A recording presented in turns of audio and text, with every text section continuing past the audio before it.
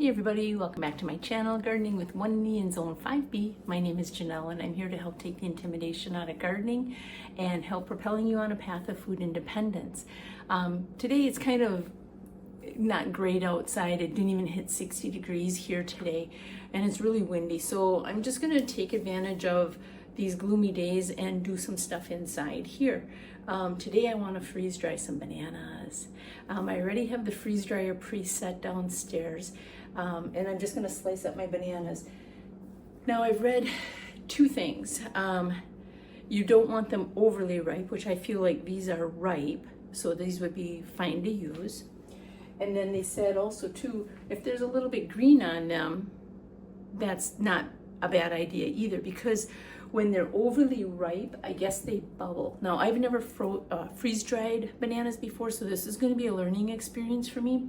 I've got my trays with some parchment paper and I'm just going to slice up some bananas. So here we go.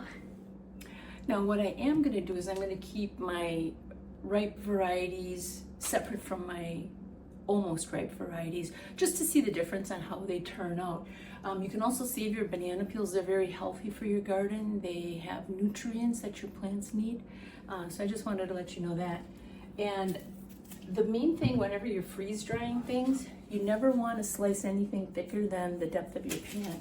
So I want to probably slice these, I don't know, probably less than a ½ inch.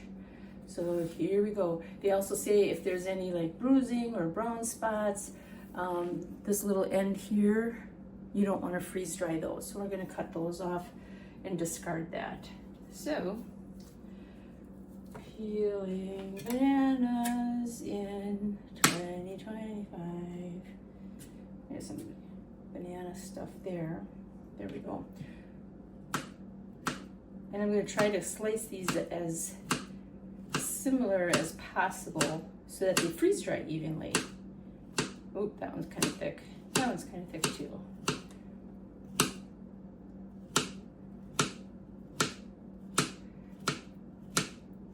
Freeze-dried bananas are such a good snack. Right when you're craving that sweetness, you know, it's something like that. So this is about how thick I've been slicing them. And then I'm going to lay them out on my pan like this. All in a single layer, and it's okay if they touch. So we're just going to kind of like pretend I'm dealing cards.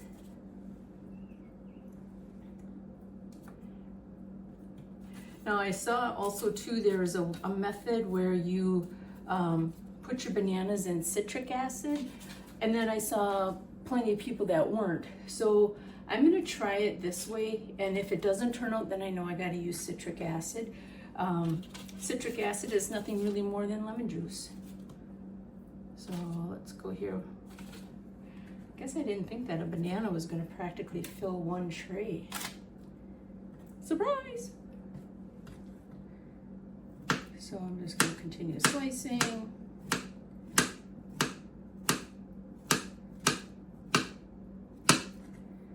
And now this part here is a little bruised, so I'm just going to set that aside. I'm not going to put that on my pan. So just kind of spread these around. I also saw too where people don't use parchment paper, so I guess that would be okay too. I'm kind of a parchment paper girl. I've always used parchment paper for everything that I freeze dried. So I'm just going to kind of show you. That's kind of how one banana filled up one of my trays. And remember, I have the small Harvest Right freeze dryer, so it's not super big. So I'm just going to continue cutting up everything. You don't have to watch me do that. Okay, I'll be right back though. All right, I've got my bananas all sliced up. You can see where I've left like a space here. This is where the really ripe bananas end, and this is where the not so ripe bananas start. So I used a total of 3 not so ripe bananas and 3 really ripe bananas. And then here are the other trays like this and this. And I just double checked, the reason for the citric acid is to keep the bananas from turning brown. But if you work really fast, then that should stop that problem. So let's go ahead and get these downstairs in the freeze dryer. All right, we're down here with the freeze dryer. It's all ready. It says to load trays in freeze dryer and close drain valve. So let's go ahead and do that.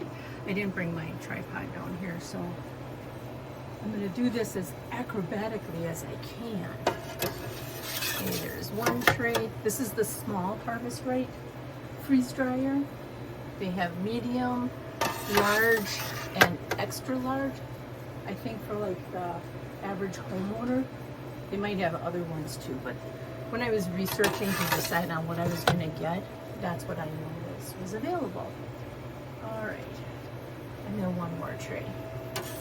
All right. So we've got that there.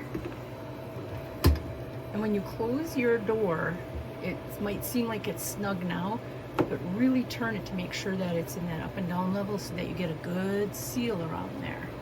And then I'm going to close my drain valve, which is right here, like that. And I'm going to hit continue. All right, so it's the settings that I used are, let me think here, I used -10 degrees for the temperature. I put 2 hours of freeze time, so this is the beginning of that 2 hours. The temperature is at 125 degrees, and then I set it for 18 hours for the vacuum part of it, where it turns the moisture into, like it quick freezes everything, and then it skips that vapor stage, so then it just kind of turns into a, like something that freezes right away, I guess is the best way to say it.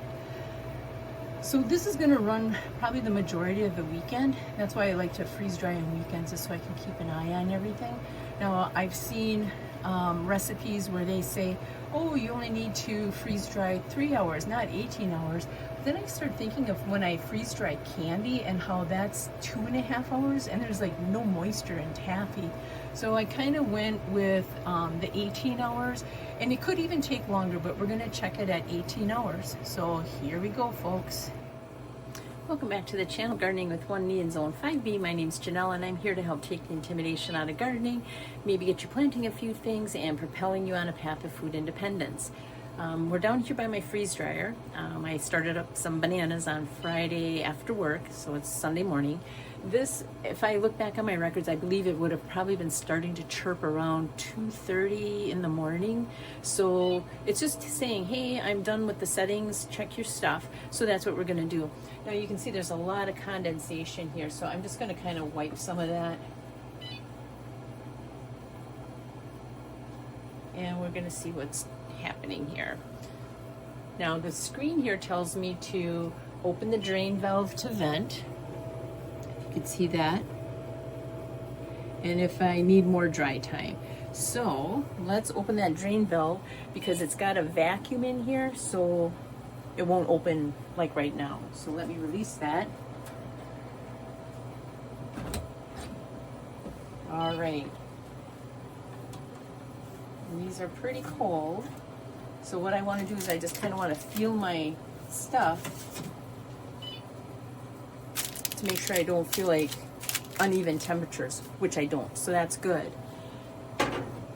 So I won't need to add any extra dry time. So I'll be able to take these out and package them up, and then I'll be able to start another batch. So I'll meet you upstairs for packaging. The other thing too, I always keep a mitt down here because these trays are uber cold right now. The other thing too, when you're testing your items, they should crack like that. So then you know that they're done. I just wanted to show you that. So out of the 6 bananas, I was able to get 8 packages of bananas. My package size is like this. These are from PackFreshUSA. They're pleated on the bottom. You can see that. So they expand there. When you're packaging foods like meat, vegetables, fruit like this, you want to keep it away from light. So that's why I'm not using the window envelopes. I use the window envelopes mainly for candy. And then you can see I've got more bananas in the background here ready to go. Now I will not use this one. I probably won't use any in that bunch. I will use those, and I will use these because in the books it always says to the ideal ripeness is just when it's going from green to yellow. So I will slice some of those up for my next batch. There's my sealer. There's my oxygen absorbers. So let me get an oxygen absorber into each one of these bags. Okay, I'm just going to open up my jar of oxygen absorbers. I'm using the smallest ones available because these are really small bags. I'm just putting one into each bag. And that's going to suck out any oxygen that we're getting from the room right now between filling the bags and sealing the bags. So does everybody have one? Yep. So I'm going to quickly cover that up because I don't want air to get to those. And then now I'm just going to seal these up. They got a little, like a zipper seal on the top. But in the event that this would fail, I'm going to heat seal them just for that extra level of stability. So once again, I'll just show you real quick. It's got the little, you can see the little zipper lining thing here.